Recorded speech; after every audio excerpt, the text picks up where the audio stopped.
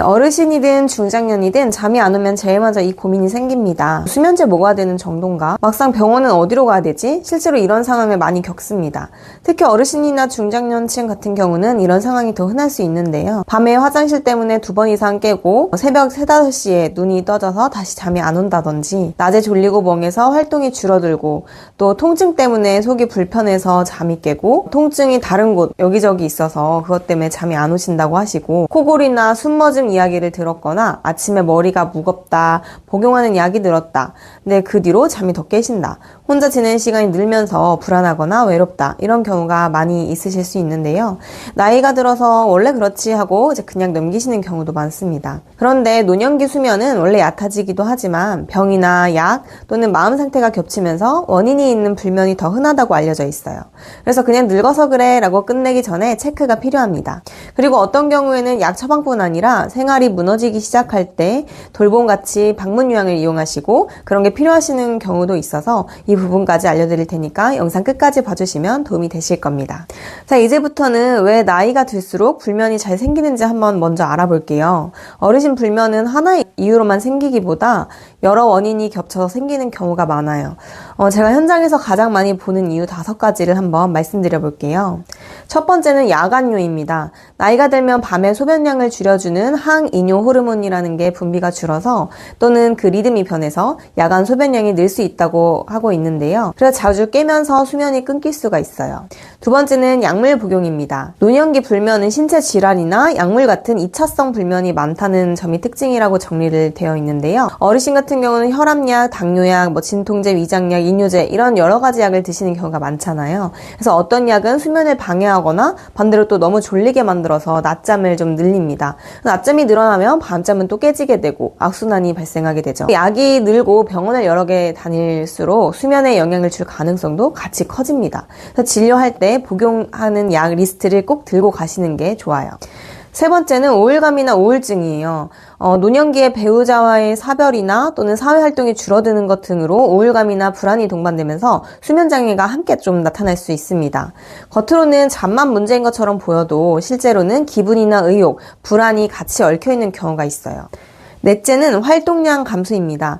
거동이 불편하거나 통증 등의 이유로 낮 동안 활동이 적으면 밤에 필요한 아데노신, 이게 수면 욕구 물질인데요. 이게 적게 축적되면서 잠들기가 어렵고 낮잠을 자게 되면 밤잠을 또 설치게 됩니다.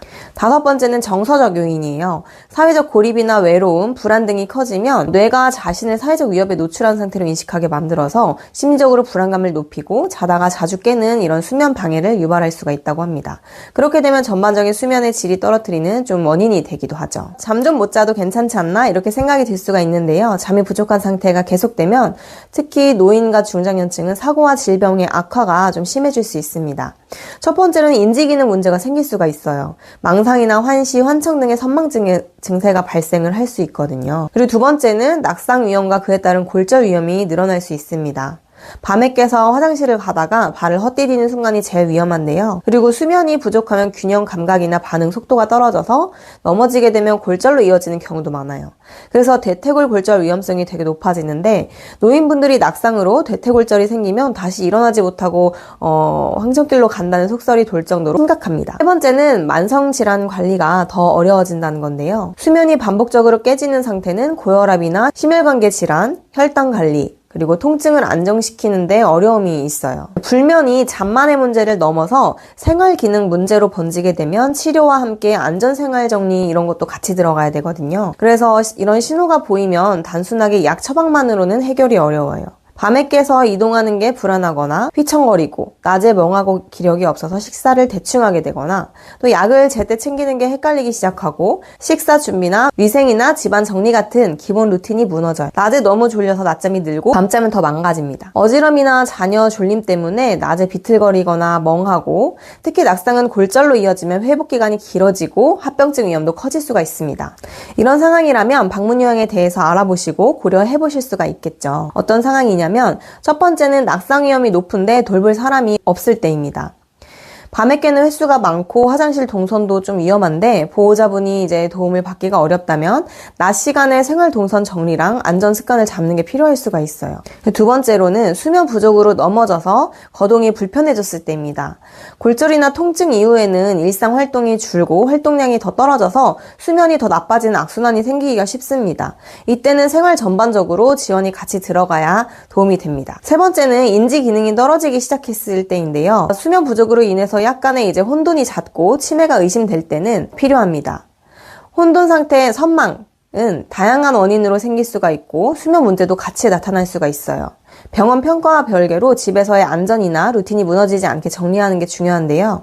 방문 요양 같은 경우는 요양보호사가 가정을 방문해서 신체활동이나 가사활동 등을 지원해주고 또 낮 시간대 방문이 주가되기 때문에 낮에 생활을 도와주어서 더 심한 상황으로 가지 않게 도와드립니다. 이제 현실적으로 제일 많이 묻는 질문, 어느 과로 가야 되냐, 수면 유도제를 처방받으려면 어느 과로 가야 하는지라는 부분에 대해서 정리를 드리면 정답은 하나가 아니라 증상에 따라서 다르다고 말씀드릴 수 있습니다. 첫 방문이시라면 가까운 내과나 가정의학과에서도 시작을 해볼 수가 있어요. 최근부터 잠이 깨기 시작했고 혈압이나 당뇨 같은 만성질환도 있고 복용약 점검이 필요하다. 이런 경우에는 가까운 내과나 가정의학과에 1차로 가서 원인 점검을 시작해도 좋고요. 약 리스트나 수면 패턴 메모를 가져가면 진료가 좀 수월하실 수 있겠습니다. 그리고 불안이나 우울감이 같이 크고 오늘도 못 자면 어떡하지? 라는 걱정이 커지고 긴장과 그런 악순환이 반복되는 형태시라면 정신건강의학과에서 불면 자체와 동반 증상을 함께 다루는 흐름이 자연스러울 것 같아요. 코골이나 무호흡이 의심되고 낮에 졸립고 아침에 두통이 너무 심하다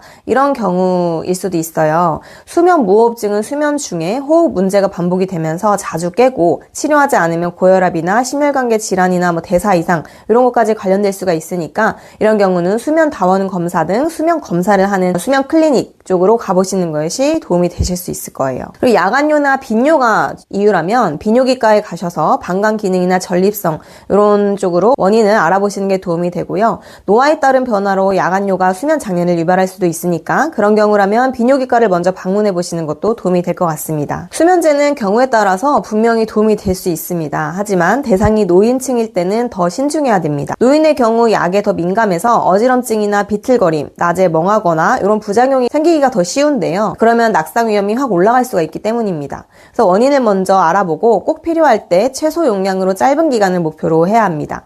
그리고 어지럼증이나 휘청거림, 낮에 멍하다 이런 변화가 생기면 바로 의료진과 상의를 하셔야 됩니다. 약 말고도 같이 해볼 수 있는 것들이 많이 있죠. 현실적으로 지속 가능한 걸로만 정리를 한번 해볼게요. 첫 번째는 햇빛을 쬐고 안전하게 산책을 하는 것입니다. 다만 어르신 같은 경우는 낙상 위험이 있으니까 보행기나 지팡이, 휠체어 같은 보조기구를 쓰셔야 되고 가능하다면 동행을 하셔가지고 안전하고 짧게 시작하는 게 좋아요. 이 부분은 방문요양에서 동행 형태로 일상생활 지원을 연결받아서 도움을 받으실 수 있습니다.